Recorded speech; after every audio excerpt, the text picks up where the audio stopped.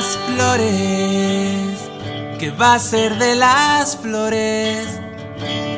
Ahora tienes que esconderte y curar tu corazón. Y las flores, ¿qué va a ser de las flores?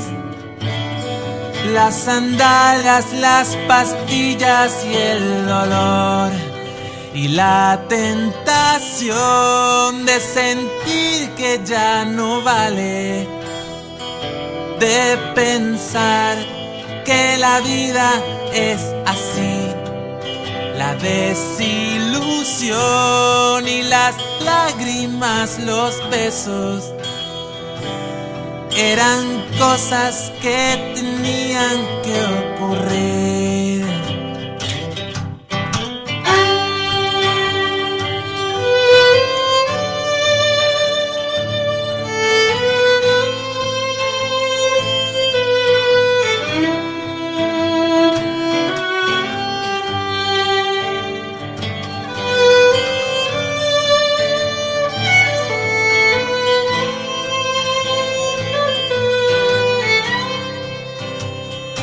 Y los pájaros, ¿a dónde van los pájaros? El rumor desordenado de sus plumas al batir. Y los pájaros, ¿a dónde van los pájaros? Debe de ser que ellos sí tienen dónde ir. La desilusión y las lágrimas, los besos, eran cosas que tenían que ocurrir. Y ella creyó que pasadas estas lluvias volverían las abejas al jardín. Y las flores.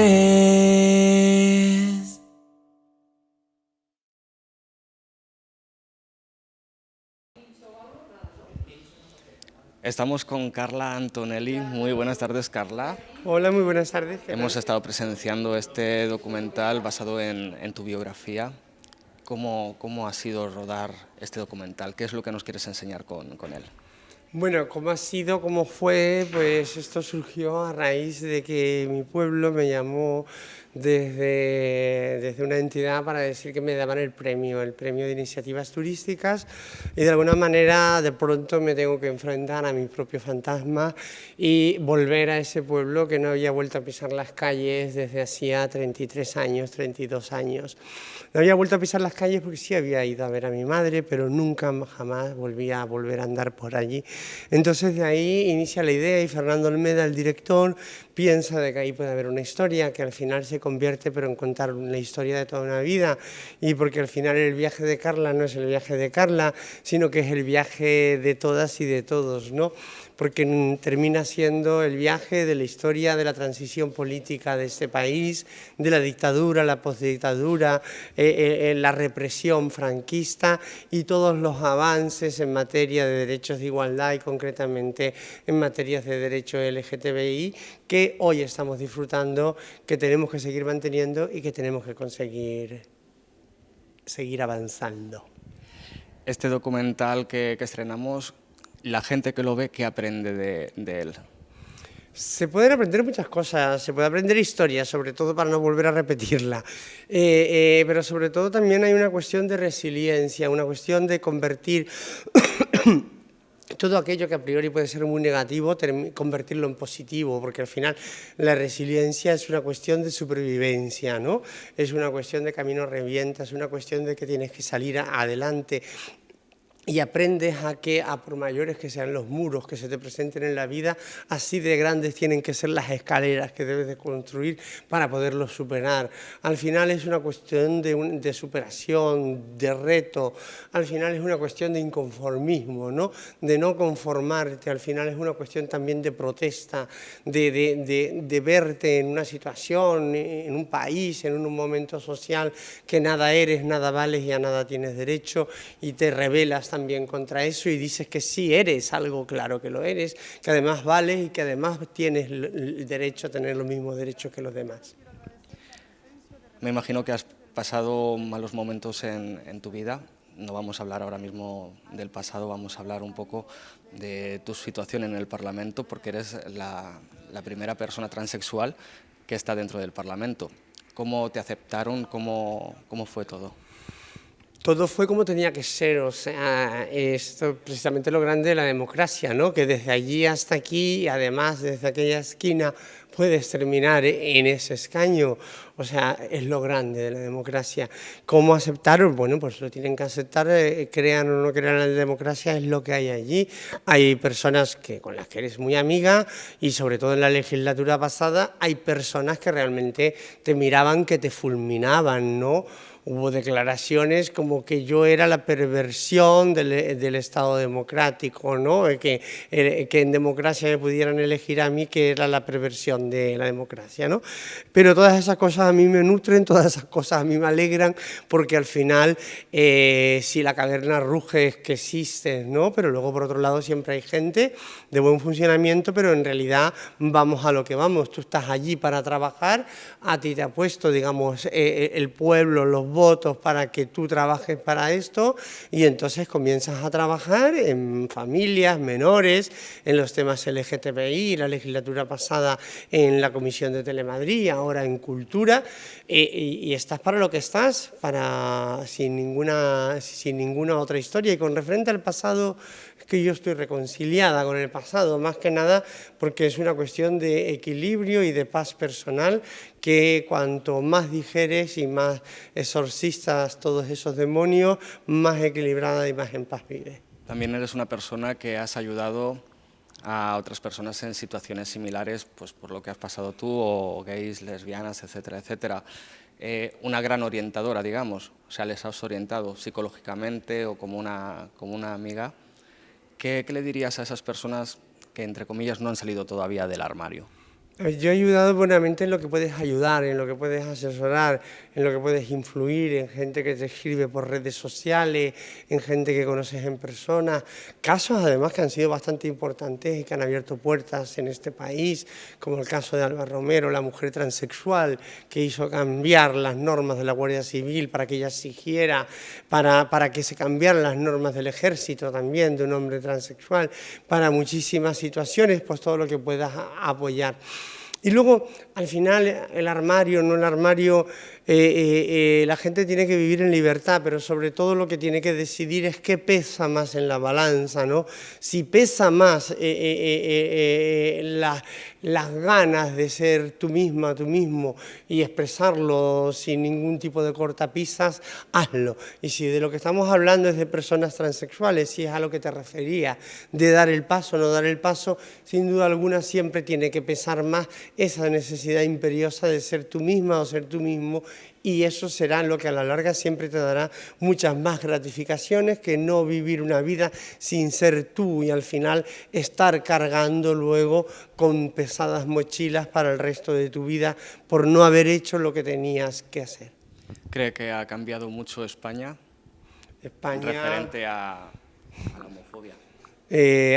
Con respecto a la LGTBI-fobia, España ha cambiado, sí, hay una percepción general, la homofobia, la transfobia, la bifobia, la lesbofobia, hay una percepción general que es distinto, por supuesto, hay una concienciación, hay una cuestión también de pedagogía que es muy distinta, obviamente, a la de los años 70, pero al mismo tiempo estamos viendo cómo repuntan los delitos por violencia LGTBI-fóbica en toda España, siendo uno de los el bullying en los colegios también, siendo uno de los colectivos que más agreden por odio, pero eso no desmiente para nada lo dicho anteriormente, que hay una sensación social de una situación que está absolutamente incluida en lo que es en el día a día, pero precisamente esa visibilidad posiblemente también te arroje y te aporte ser el centro de las dianas, de los descerebrados, de las personas intolerantes,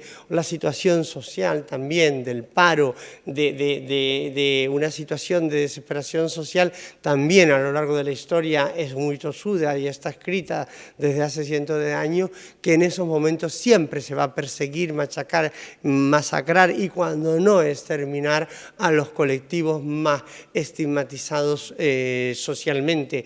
Y el colectivo LGTBI es un colectivo que a lo largo de la historia ha estado muy marcado en este sentido y que afortunadamente hemos hecho y se está haciendo y se hizo a lo largo de todo este tiempo una gran labor por ser más visibles y esa palabra, entre comillas, más normalizado, que no viene a ser otra cosa, sino que aquello que se repite con cotidianidad, ¿no? Lo normal, que viene de normas impuestas, aquí lo normal sería aquello que se produce de continuo, ¿no? Y la realidad LGTBI se produce de continuo y afortunadamente pienso que son pasos que ya no tienen marcha atrás. Y además es creada por dos grandes, como es usted y Pedro Cerolo. Es una labor de muchísimas personas, de miles y miles y miles de personas. Al final, las personas visibles solamente somos fotos, somos imágenes que damos cuerpo, pero al final es el trabajo de miles y miles de personas que se han quedado por el camino, de miles y miles de personas que en sus pueblos, en sus lugares, están haciendo su tarea de visibilización, de esa normalización, de esa presencia social. Al final, el compañero Pedro fue una imagen también de toda esa lucha. Sería muy injusto decir que esto se ha producido por Pedro, por mí o por quien sea, de una forma singular. Esto es el producto de una lucha que es la lucha de todas y de todos y que algunas personas hemos tenido la situación de ser las imágenes visibles de esta lucha, ¿no? Antes estábamos hablando sobre el bullying y sobre la homofobia y la transfobia. Sí, estás hablando con una mujer transexual, entiende que yo... Sí, no se preocupe. Nada. Entonces, ¿qué cambiaría de la ley? ¿Pondría algún... ¿De cuál ley? No hay ninguna ley todavía sobre el bullying. Ah, vale, bullying escolar, vale. Mira, los estudios son aplastantes, o sea, más del 80% de niñas y niños LGTBI han sido acosados, discriminados alguna vez en los colegios, el 40% ha pensado alguna vez en el suicidio, el 20% ha llegado a ponerlo materialmente en práctica, sin éxito, evidentemente, porque lo pudieron contar en esos estudios. Para eso va a ser necesario, como lo estamos haciendo ahora en Madrid, lo vamos a hacer, una ley de marco autonómico, pero es necesaria también una ley de marco estatal contra la LGTB-fobia en el sistema educativo, una ley contra la discriminación. Desde el Partido Socialista queremos ser ambiciosos y queremos que sea una ley contra todo tipo de discriminaciones y no solamente LGTBI, sino por la discriminación, por racismo, por xenofobia, por personas con discapacidad que están sufriendo, que es unas nuevas delitos de odio, que aunque no... nos parezca alucinante, pero en los datos del Ministerio de Interior es así, y otro, el odio y la fobia y las palizas a los mendigos. Estamos viviendo unos momentos sociales que se busca canalizar los odios por personas de verdad miserables, con bajos principios, ¿no?, que van a ir a atacar de lo que creen es más débil, al final para nada, al final por unas cuestiones que no llevan absolutamente a nada. Muchísimas gracias por estar con nosotros en Tiempo de Hablar. Carla Antonelli, no me quiero despedir de ella sin que me firme con este boli. ¿En dónde? Este cuadernito, que nos haga su firmita, nos haga una dedicatoria a 14 Televisión. Y es un placer estar con esta mujer que la admiro.